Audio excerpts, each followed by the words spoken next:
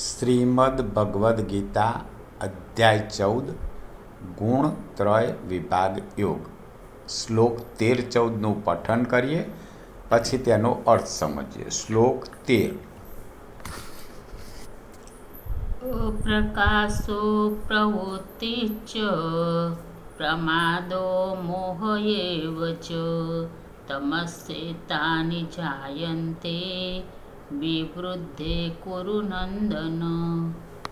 અર્થાત, હે કુરુનંદન, તમોગુણ વધતા અંતઃકરણ અને ઇન્દ્રિયોમાં નિસ્તેજપણું, ચેતનાનો અભાવ, કર્તવ્ય કર્મોમાં પ્રવૃત્તિ ન થવું, પ્રમાદ અને નિંદ્રા જેવી અંતઃકરણની નાખનારી વૃત્તિઓ આ સગળાએ જન્મે છે.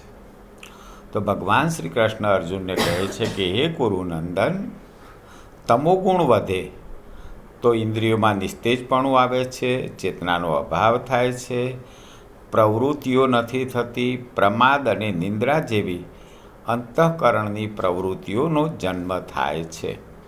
શ્લોક 14.